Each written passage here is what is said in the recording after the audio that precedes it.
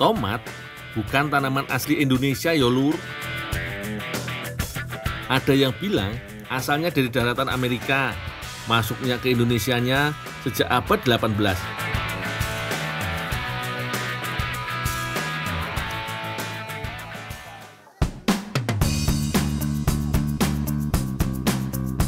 Tomat dapat tumbuh dengan baik di dataran tinggi. Biasanya sudah bisa dipanen setelah 3 bulan tanam.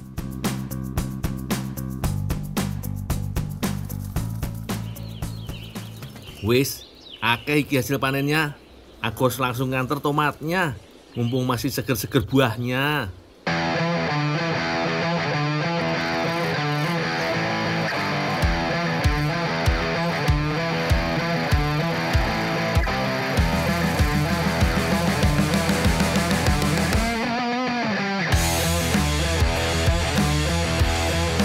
Aku makin semangat kerja nih. Soalnya ada pemandangan yang indah seperti iki lur.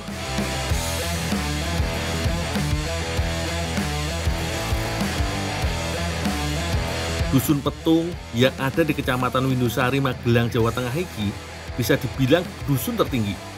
Lokasinya di lereng Gunung Sumbing yang sejuk pol hawane lur.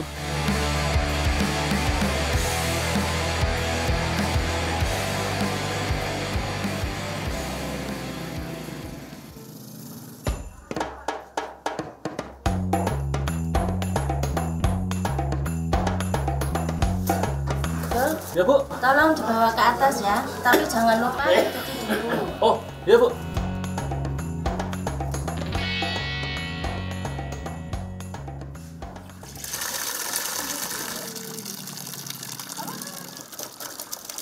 Tomat yang sudah dipilih langsung dicuci sampai bersih.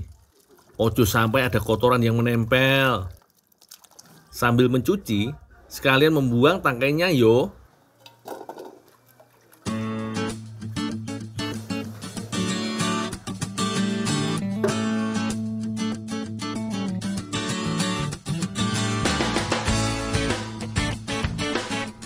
Selanjutnya, tomat direbus. Jangan merebus terlalu matang yo, cuma untuk memudahkan mengupas kulitnya. Setelah direbus, kulit tomatnya mengeriput, jadi lebih gampang dikupas tolur.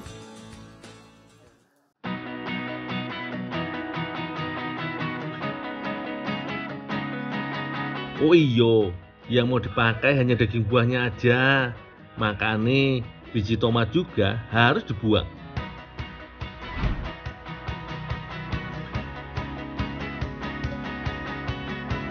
Tumbuk tomat sampai halus yo, supaya tekstur sausnya bisa mulus.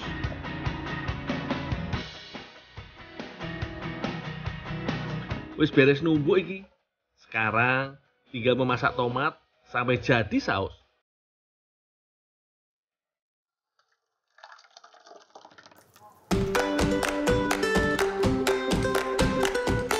Tambahkan bumbu halus yang sudah disiapkan. Masaknya sampai kadar airnya benar-benar hilang yo.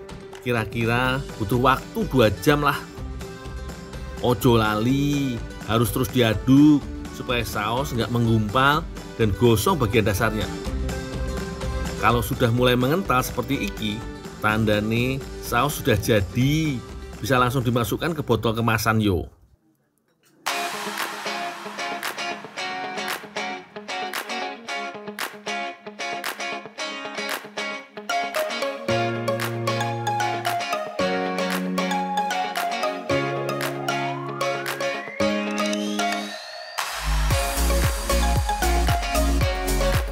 Botol yang sudah terisi saus tomat akan direbus supaya lebih steril.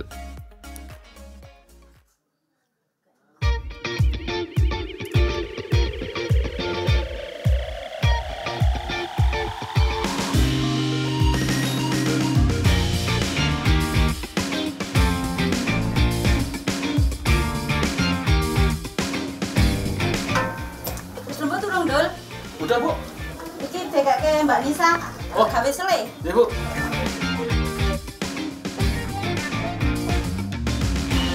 Mbak Anis mau memasak menu spesial dari Turki.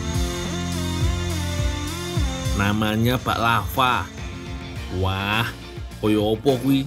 Aku belum pernah nyoba. Tapi dari namanya kelihatannya enak.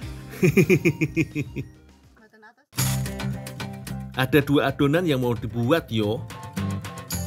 Adonan utamanya memakai tepung terigu, mentega, gula, dan susu full cream. Semuanya dicampur dan diuleni sampai jadi adonan kalis. Kemudian adonan kedua terbuat dari tepung terigu, mentega, dan sedikit minyak. Aduk sampai rata yo.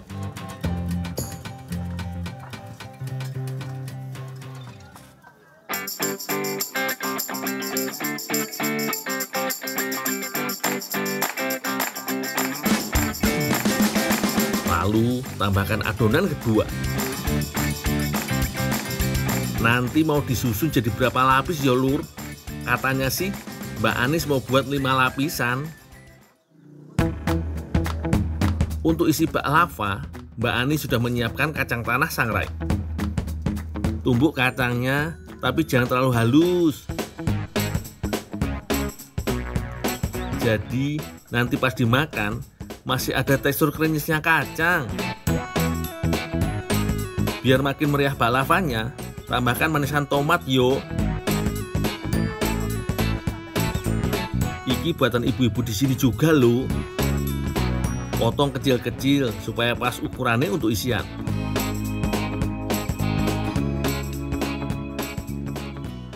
Mbak, ini Mbak disuruh antar saus tomat, Mbak. Oh iya, makasih ya, Ndul. Oh ya, Pak.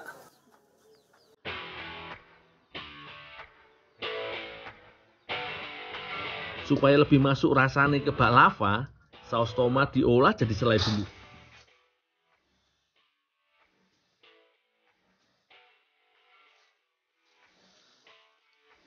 Tenang lur, caranya gampang kok. Tinggal tambahkan gula pasir. Kemudian masak keduanya sampai gulanya larut dan sausnya mendidih.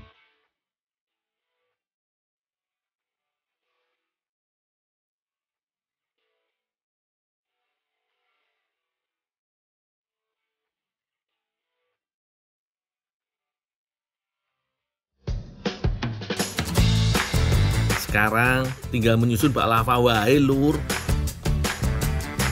Paling bawah ada lembaran adonan tepung, kemudian kacang sangrai dan manisan tomat.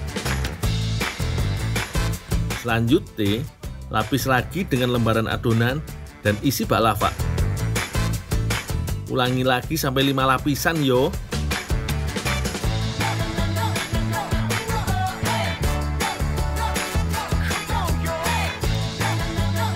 Kalau sudah, langsung dimasukkan oven. Suhunya diatur sampai 180 derajat. Panggang baklava selama setengah jam aja.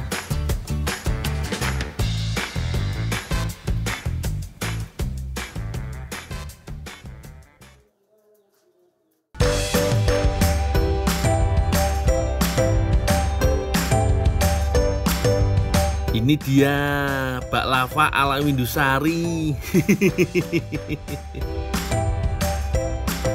Gak nyangka bisa cakep begini hasilnya. Aku gak sabar pengen nyicipin makanan penutup negeri Turki iki. Monggo niki baklava tomate Pak, Bu. Monggo Mas Gundul. Monggo Pak, ayo Pak. Mbak, ayo.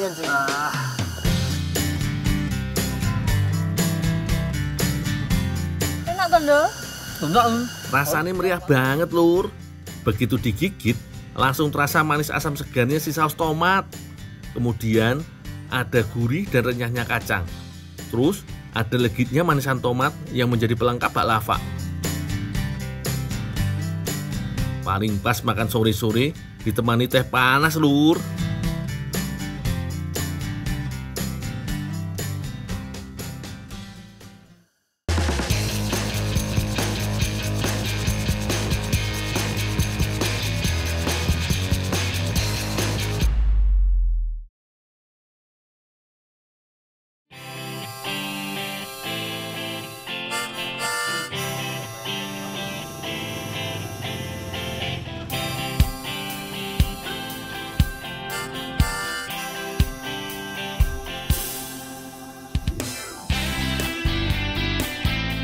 Lidah buaya merupakan tanaman asli Afrika yang sejak lama diyakini memiliki banyak khasiat.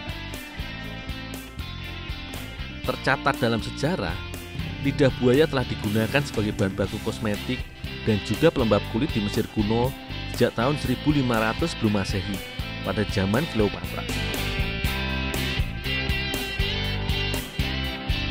Selanjutnya, tanaman ini kerap dijadikan sebagai obat segala penyakit, sehingga disebut sebagai tanaman keabadian di Mesir kuno. Rupanya, anggapan ini tidaklah salah. Hingga sekarang, lidah buaya masih eksis digunakan sebagai produk kecantikan. Lidah buaya mampu meresap ke dalam kulit dan bersifat antiseptik, sehingga cocok bagi kulit berjerawat. Selain itu, lidah buaya dapat merangsang pergantian sel kulit dengan cepat dan melembabkan kulit.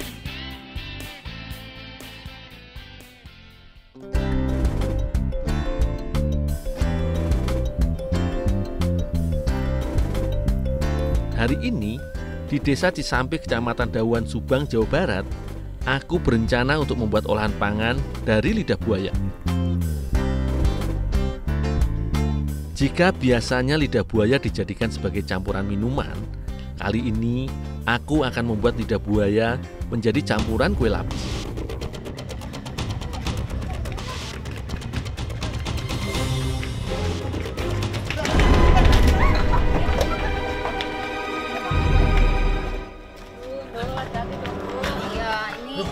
Maaf teh, ini panen lidah buaya. Banyak banget ya. Teh, itu kenapa mukanya mengkilat-mengkilat gitu? Ini aku lagi pakai masker dari lidah buaya. Aloe vera kayak Emang gini. bisa lidah buaya buat maskeran? Bisa. Bisa banget. Oh iya, bawa banyak ini. Kita mau dong buat bikin maskernya. Ambil aja terbanyaknya. Tapi ini saya nanti baru mau bikin makanan nih dari lidah buaya. Nanti bantuin ya. Boleh. Makasih ya, Dul.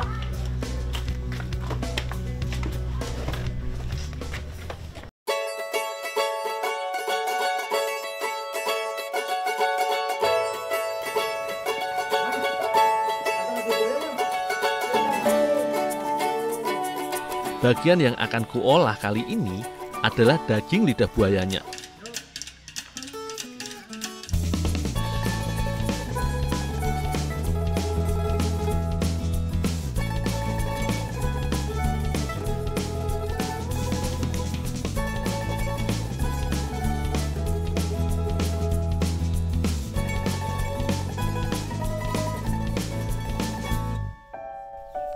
Untuk itu, kulitnya harus dikupas dengan hati-hati karena pinggirannya yang berduri.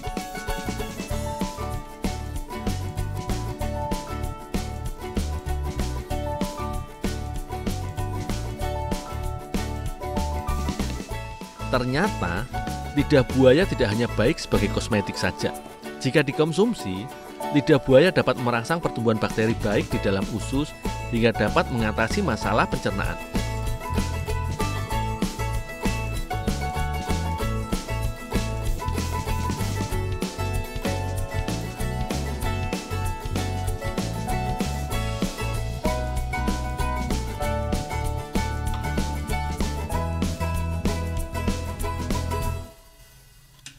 Selain itu, nutrisi yang terkandung dalam lidah buaya juga dapat membantu menurunkan kolesterol serta menjaga kesehatan jantung.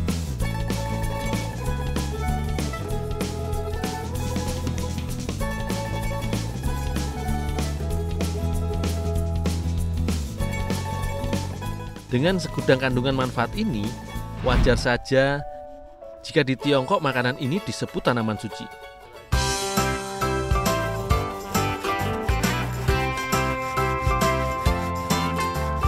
Cek Eli dan Teh Pipit telah menyiapkan bahan pembuatan kue lapis.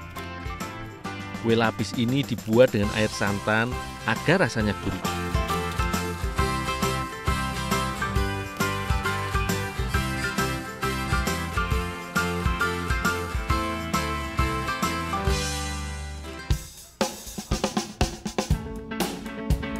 Sementara itu, Teh Pipit membuat adonan yang terdiri dari tepung beras, sedikit tepung kanji, dan gula.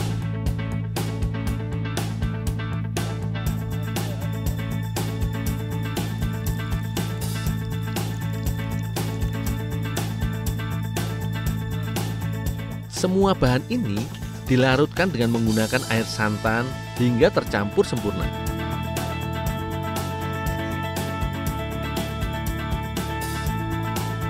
Bukan kue lapis namanya kalau tidak berwarna-warni. Nah, jika sudah begini, adonan sudah siap untuk dicetak.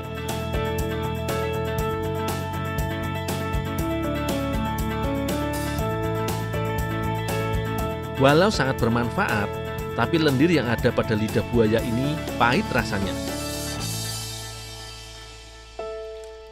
Untuk itu, lidah buaya harus dicuci terlebih dahulu dengan menggunakan air garam untuk menetralisir rasa sekaligus untuk menghilangkan lendirnya.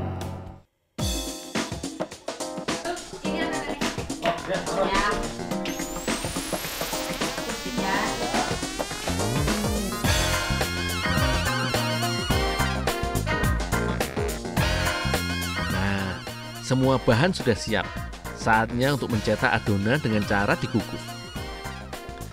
Cara pembuatannya memang membutuhkan kesabaran. Satu persatu adonan berwarna dicetak dalam loyang.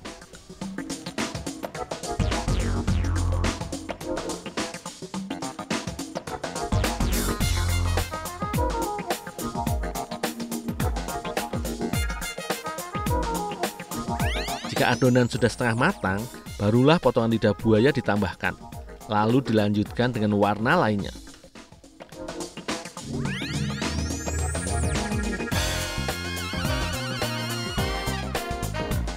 Proses ini bisa memakan waktu hingga kurang lebih 30 menit.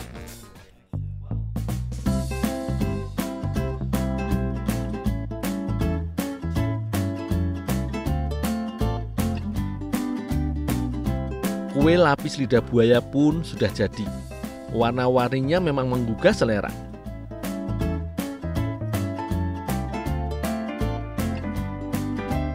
Rasa kue terasa manis ketika kue digigit.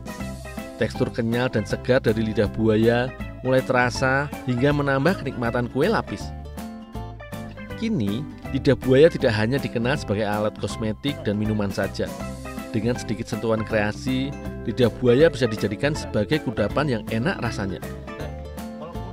Rasa kue terasa manis ketika kue digigit, tekstur kenyal dan segar dari lidah buaya mulai terasa sehingga menambah kenikmatan kue lapis. Kini, lidah buaya tidak hanya dikenal sebagai alat kosmetik dan minuman saja. Dengan sedikit sentuhan kreasi, lidah buaya bisa dijadikan sebagai kudapan yang enak rasanya.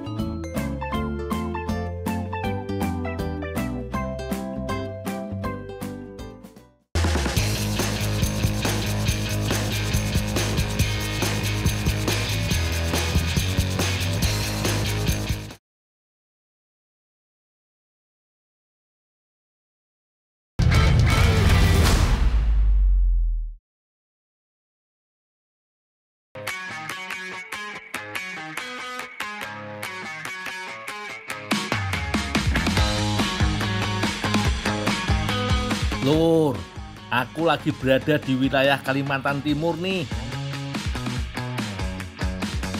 Hari ini aku mau bantu Ibu Erna masak sayur pisang daun singkil. Salah satu masakan tradisional khas Kalimantan Timur. Buah pisang menjadi salah satu bahan utamanya. Buah pisang yang dipakai biasanya dari jenis pisang kepok. Jantung pisangnya juga kubawa karena bakal diolah bersama pisang yang muda. Sayur pisang daun singkil merupakan masakan tradisional khas Kalimantan Timur yang cukup digemari. Biasanya disajikan saat momen-momen tertentu seperti pesta adat. Untuk diolah menjadi bahan dasar masakan, buang semua kulit pisang kepok muda.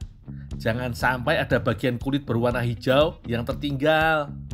Lalu lanjut iris-iris yo. Kalau untuk jantung pisangnya, bagian dalamnya saja yang dipakai. Potong jadi bagian yang lebih kecil. Ikannya dibersihkan aja ke. Oh. Nanti ibunya lanjut. Ya Bu.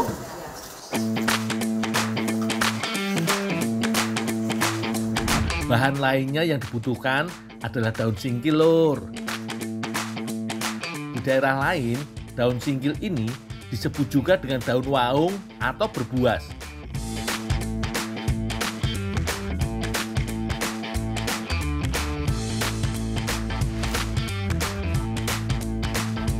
Sementara Ibu Erna menyiapkan daun singkil, aku membantu menyiapkan bahan lainnya, yaitu ikan papuyu dan juga ikan haruan.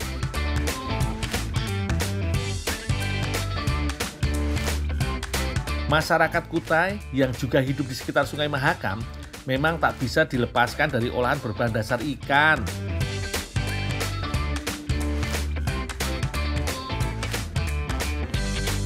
Ikan papuyu ini punya nama lain ikan betik atau betok di berbagai wilayah Indonesia. Walaupun banyak durinya, warga setempat sangat suka makan ikan papuyu.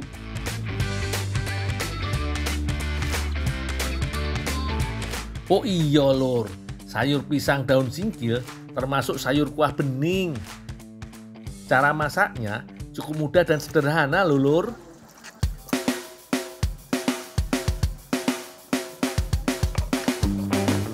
Rebus air, lalu masukkan bumbu rempah sederhana, yaitu bawang merah, bawang putih, serta kemiri yang dihaluskan. Bu, ini ikannya Bu, udah siap Bu? Taruh aja di sana.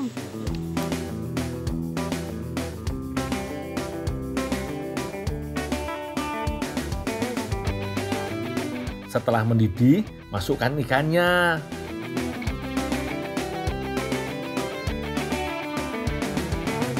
Masukkan juga irisan pisang kepok muda beserta jantung pisangnya.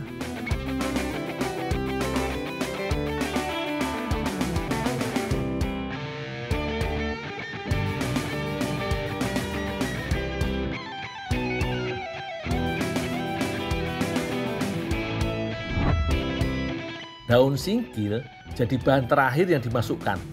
Daun singkil ini dikenal memiliki cita rasa sedikit manis, pedas, dan pahit.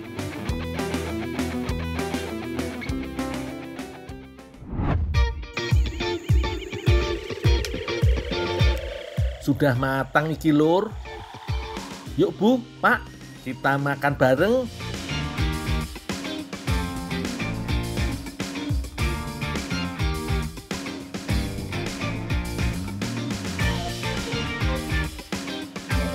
Mantap iki, Lur, pakai nasi panas beralaskan daun pisang. Tiap suapan rasanya jos gandos. Perpaduan rasa pisang muda, jantung pisang, serta ikan papuyu bener-bener enak banget.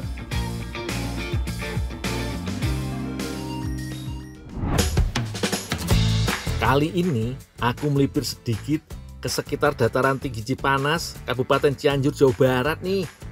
Hari ini aku dapat tugas yang cukup mudah bagiku, yaitu bantu panen cukini milik Juragan Upen. Bareng para pekerja lain, kita harus kejar target panen demi bisa memenuhi permintaan para penjual di pasar. Nah, buat yang belum tahu apa itu cukini, nih lihat aja, Lur. Bentuk aslinya dari tanaman cukini. Nama asli cukini di pasaran sebenarnya Sugini. Namun orang di kampung lebih akrab dengan sebutan cukini.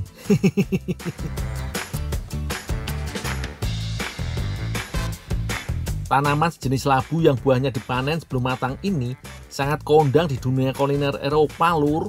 Biasanya cukini dipakai sebagai campuran salad atau campuran sayur orang-orang bule. Makanya harga jualnya bisa selalu bagus. Sekarang bukan ngambil cukini ya, ada istimewanya sekarang nih. Siapa yang paling besar untuk bibit cukini gede nih? Aku dapat nih. Serius Bos, ntar bohong lagi. Iya nih, benar. Oh yang gede segini Bos? Yes. Yang buat bibit? Yes, pokoknya mah. Yes. Wah, kebetulan nih, Lur. Aku lagi kena kanker alias kantong kering. Wis, tak golekno sing gede. Tak jamin semua pasti kalah. Mencari cukini raksasa memang gampang-gampang susah, Lur. Cukini terbesar memang sering dicari orang sebagai bahan bibit unggul untuk budidaya, Lur. Komandan, saya dapat ini. Mana? Australia nggak? Kecil ini mah. Coba-coba ini punya Bapak. Nah ini benar. Segede ini. Kecil. Ya, gede. Juara. Tuh. Kan? Nih. Kalau Ini Don, gede nggak Don? ya bunuh dah. Gimana? Yes. Hari ini aku benar-benar beruntung, Lur. Setelah menang bonus dari Pak Mandor, aku juga dapat sisa panen cukini yang masih bagus.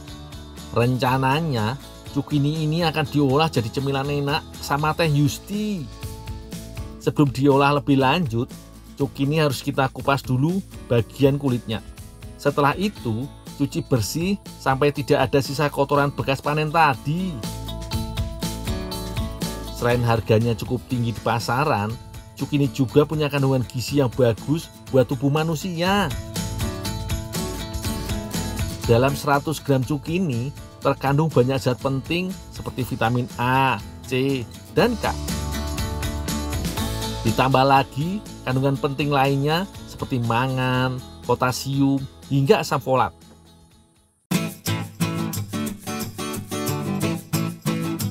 Di samping rumah, Teh Yusti dan Teh Nina sudah sibuk menyiapkan bahan untuk membuat kue rumbal. Cemilan manis dari negeri Pangeran Jerman, Lur. Bahan-bahannya cukup mudah. Cukup menyiapkan kue bolu yang dihancurkan, mentega, gula pasir, garam, dan susu kental manis. Teh, ini Teh cukininya udah dikupas, udah dicuci sekalian. Oh iya, makasih ya.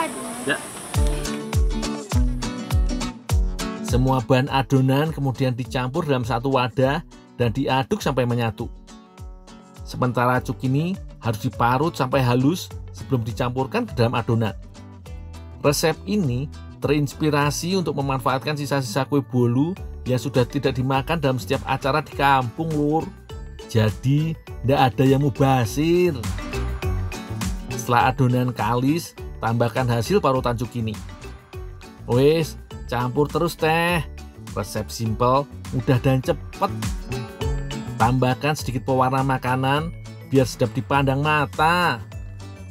Oh iya, Lur, jangan lupa kulit cukininya juga bisa diolah jadi manisan. Cara bikinnya mudah. Potong kecil kulit cukini, lalu masak dengan gula sampai mengental. Ya, bisa dibilang ini seperti manisan, Lur.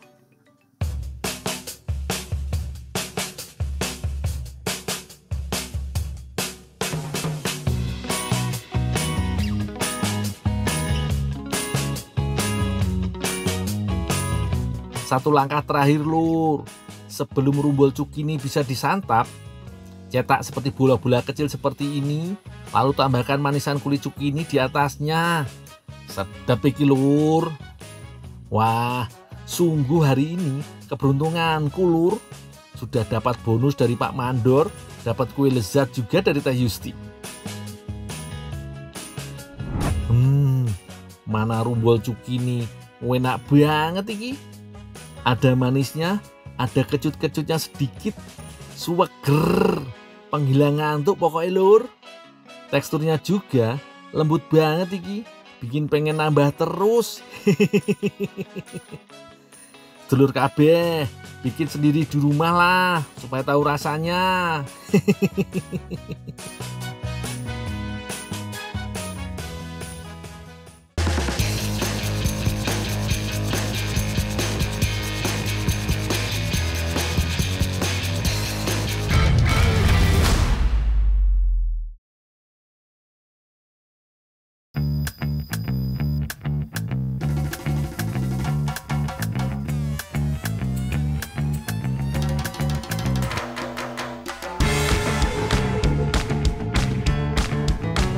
Kita robohin kemana nih, Pak? Oh, sana. Wah, daripada nggak tebang itu. Berarti kita potong dulu di atas tuh ya? Lur, aku dan kawan-kawan seniman Kebumen, Jawa Tengah sedang menyiapkan acara untuk ulang tahun Transmedia. Rencananya kita mau menampilkan kesenian topeng cepetan khas Kebumen. Sebelumnya aku cari kayu dulu yang jadi bahan baku topeng. Jenis pohon jinitri yang kupanjat ini punya batang lunak. Seperti inilah kayu yang aku cari, Lur.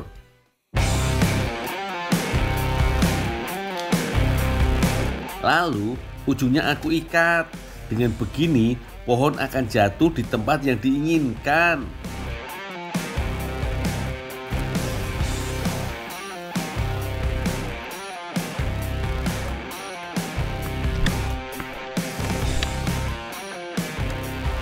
Selama aku menebang, Pak Kasis dan Pak Rasiman bertugas menahan bagian ujungnya.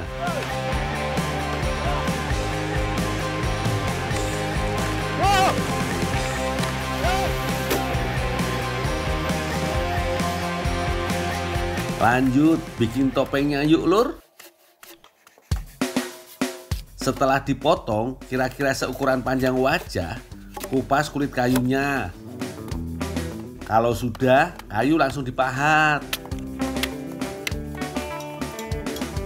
Selanjutnya, detail pahatan diperjelas dengan memakai tatah dan palu. Amplas topeng yang sudah dipahat supaya hasil pahatan jadi rapi dan permukaan kayunya halus. Ini juga akan membuat cat mudah meresap. Dul, sini rawain ngecat dulu lah. Bikin itu nggak jadi lama banget sih. Oh iya, ini mas banyak nih. Warna hitam menjadi warna dasarnya. Kalau merah dan putih untuk bagian mata, hidung, mulut, dan ukirannya.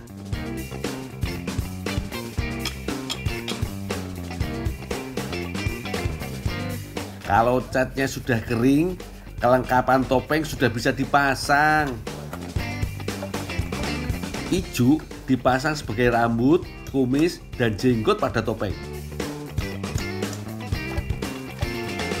Jangan lupa pasang anyaman bambu untuk menahan ijuk pada saat dipakai.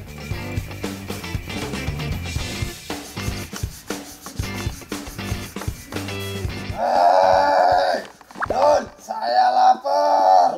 Wah, Kakang itu mulai ngaget-ngageti wae. Wes tenang, Kang. Engko tak masake banyak. Topeng cepetanku wis dadi ya, Nok. Ya. Oh wis, Dul. Ya nek wis mateng gawarane ya. Anu, sisan ku melu nari. Ya. Ya.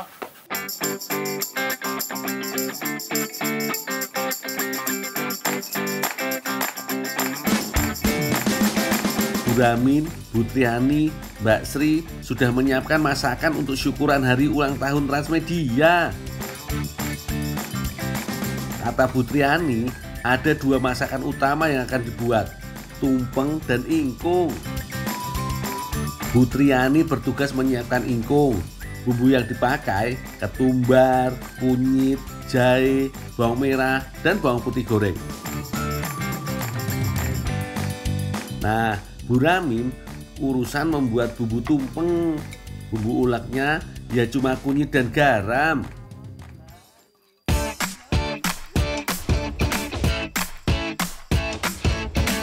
Kalau serai dan lengkuasnya cukup digeprek aja. Biar makin rame, aneka lalapan juga disiapkan Mbak Sri. Ada wortel, timun, dan kacang panjang.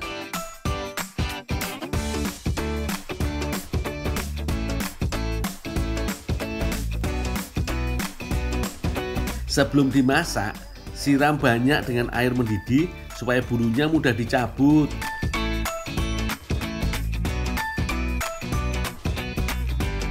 Nah, kalau cabut bulunya rame-rame, jadi cepat selesai nih.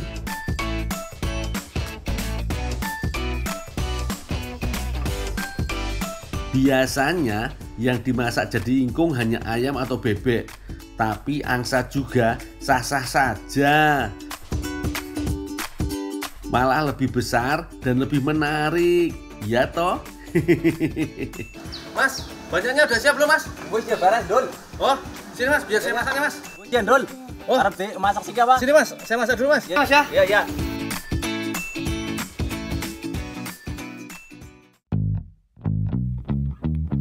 Ciri utama masakan ingkung adalah dibiarkan dengan bentuk utuh seperti ini, Lur. Tidak dipotong-potong. Dalam adat Jawa, ingkung biasanya disajikan saat perayaan hari besar atau acara selamatan. Aku pernah diberitahu kalau ingkung berasal dari kata manengkung yang berarti berdoa kepada Tuhan dengan kesungguhan hati.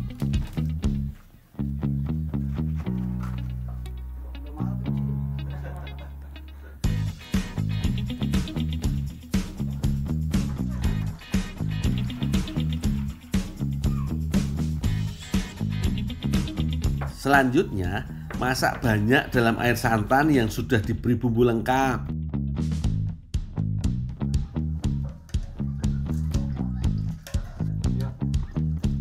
Lalu, ungkep sampai santan dan bumbu meresap ke dalam daging. Paling tidak, aku harus tunggu sekitar 2 jam sampai ingkung matang, Lur. Pian, Dul, ingkungnya wis mateng apa urung? Baru naik, Bu. Ya tinggal bae tak urusane. Oh, ya, Bu.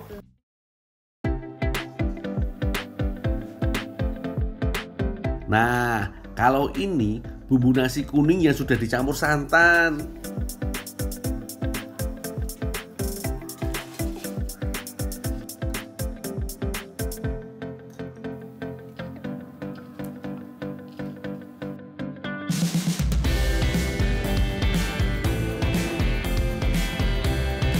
Santan berbumbu ini lalu diaduk dengan beras yang sudah dikukus.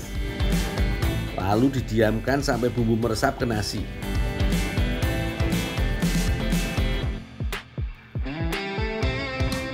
Selanjutnya, nasi dikukus kembali selama 30 menitan.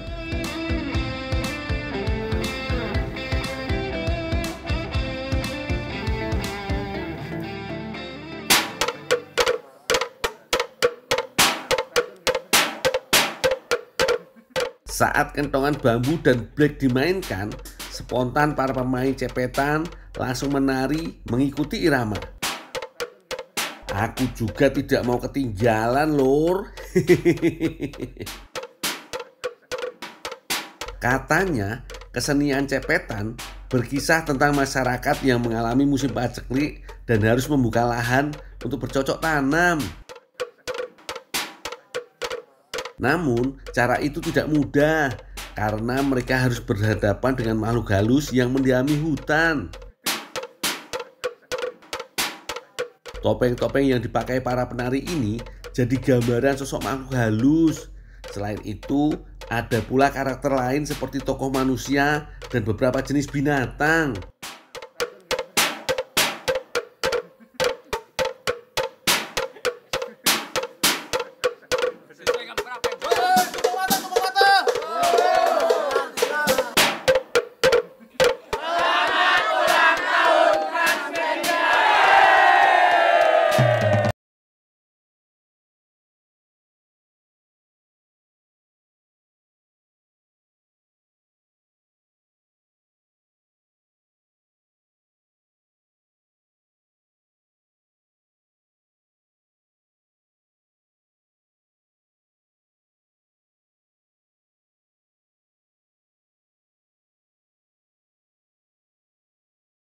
Bumbunya juga pas di lidah. Ayo semuanya, habiskan yo. Terima kasih masyarakat Watu Lawang, Kebumen yang mengadakan acara syukuran hari ulang tahun Transmedia. Semoga Transmedia semakin jaya di masa mendatang yo. Lur, ini makananku nih. Pisro, pizza mie cepet. No. Apaan sih, yuk? Jangan lupa. Iya, aku nggak lupa. Iya, ingetin dulu sama yang di rumah. Lur, jangan lupa ya.